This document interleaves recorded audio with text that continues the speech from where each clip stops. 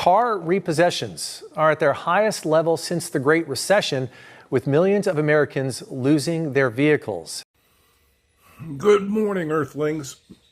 I'm getting ready to go out for a bike ride, but I wanted to share some information with you that's very important. You might even find it interesting. There's going to be a clip in here that discusses how repossessions of automobiles are higher today than they were back to the recession, back 2009, 2010. And I wanted to share with you, how is it that cars are being repossessed? How does that happen? And I'll start that tale with a story of my own. If you follow the channel, you know that I am a retired private investigator. As a licensed investigator, you get fingerprinted and the FBI comes back with a background report.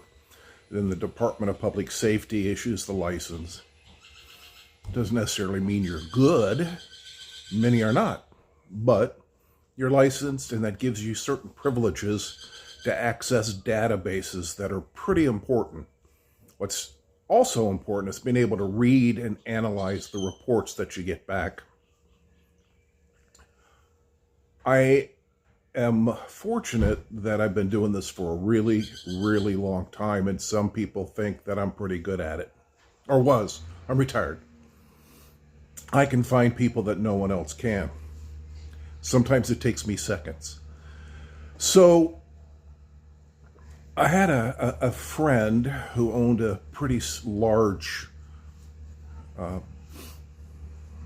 service processing company. They were people that served papers, civil papers. And when they couldn't find somebody, or they had others out there that couldn't find somebody, they would come to me.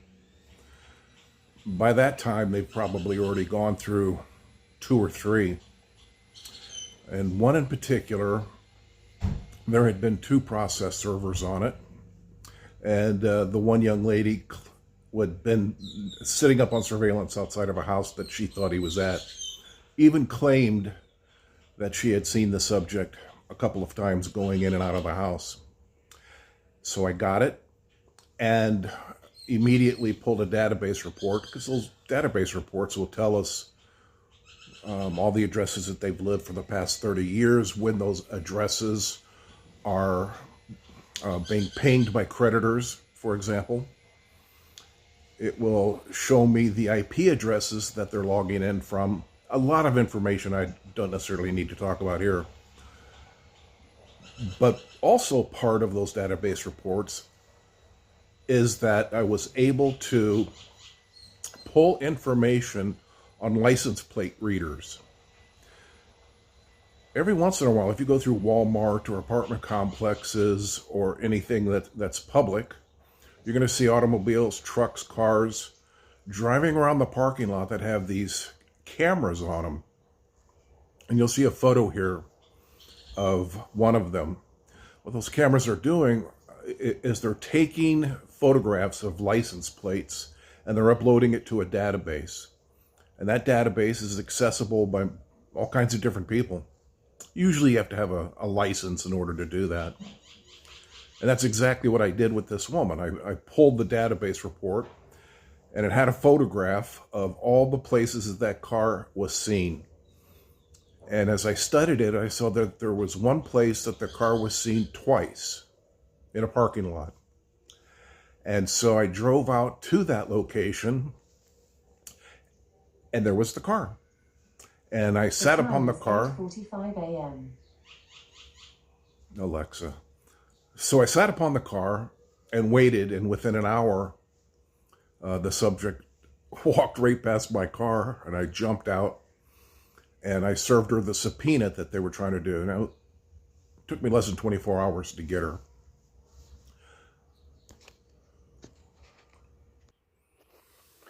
Now, there are people that are going to try to hide their automobiles, but you know what? You got to go to Walmart. You got to go to the store. You got to go someplace. You're going to leave your car out there a license plate reader is going to drive by, and they're going to see it, it's going to get a hit, and the tow truck is going to be there in no time. You're going to come out of the store and your car is gone. Some of the other license plate readers, by the way, are the ones you see out on the highway or the streets.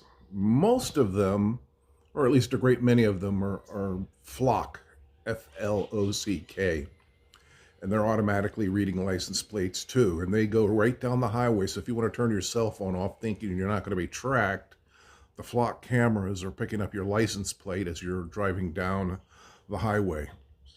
Not only that, but the police in some cases have been able to voluntarily access Ring door cams, of private individuals who have allowed that activity. So, you're being tracked all the time. And now this is about repossession. So, unfortunately, unless you want to park your car in a garage 24/7, if you're out for a repo, it's highly likely they're going to get their hands on it. You can try backing into a place, but a lot of apartment complexes and or city ordinances forbid you from backing your automobile into a spot that can't be viewed by the police that do a drive-by or cameras or whatever. It depends on the city ordinances. And so, friends, that is how you're going to get caught. At least one of the ways you're going to get caught. Private investigators and private companies and the police all have access to the data that comes from the license plate readers, and they're going to get you.